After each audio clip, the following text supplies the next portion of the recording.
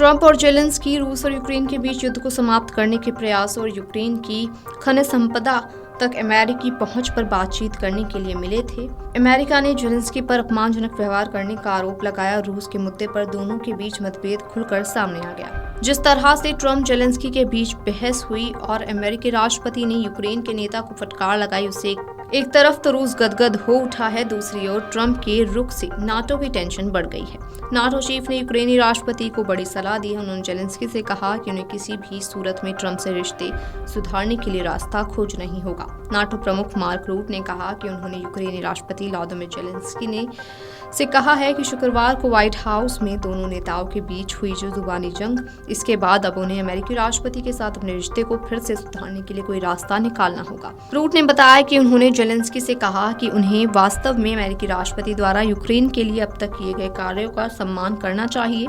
उन्होंने इस दौरान साल 2019 में ट्रंप प्रशासन द्वारा यूक्रेन को जेवलिन एंटी टैंक मिसाइलों की आपूर्ति करने के लिए निर्णय का जिक्र किया। ट्रंप और जेलेंस्की के बीच शुक्रवार की बैठक को दुर्भाग्यपूर्ण बताया। उन्होंने भरोसा जताया कि यूक्रेन में अमेरिका स्थायी शांति लाना चाहता है। इसके लिए जरूरी ये है कि हम सब मिलकर काम करें। ऐसे में ये बेहद ही अहम हो जाता है कि राष्ट्रपति जेलेंस्की अमेरिकी राष्ट्रपति और वरिष्ठ अमेरिकी नेतृत्व के साथ अपने रिश्ते को सामान्य करें।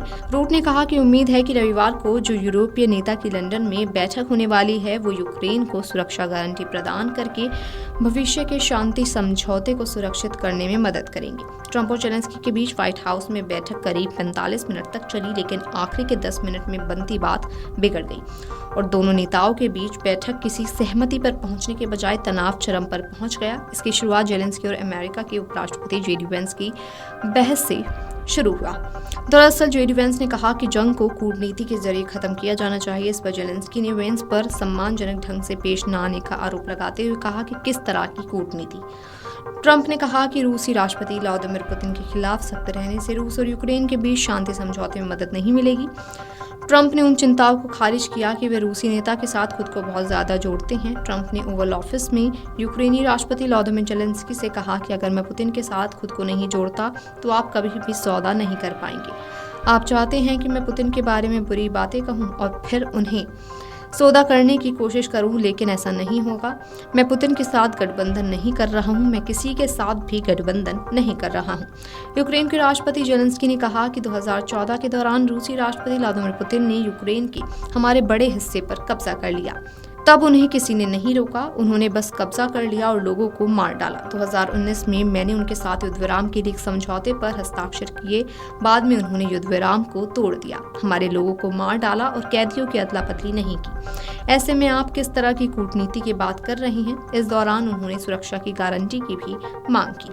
यूक्रेन उत्तरी अटलांटिक संघीय संगठन यानी कि नाटो में शामिल होना चाहता है और नाटो के लिए अमेरिका बेहद जरूरी है। एक वक्त था जब अमेरिका नाटो को करीब 22% फंडिंग करता था, जो अब घटकर करीब 16% हो गई है। यूरोप में अमेरिकी सैनिकों की बड़ी तैनाती है। जर्मनी में सबसे ज्यादा अमेरिकी सैनिक हैं। इटली और ब्रिटेन में भी अमेरिकी सैनिक मौजूद हैं। अन्य ऑपरेशन में भी अमेरिकी सैनिक मदद करते हैं। यूरोप में रूस को अमेरिकी सैनिक ही चुनौती देते हैं। Video desk अमरुजाला.com।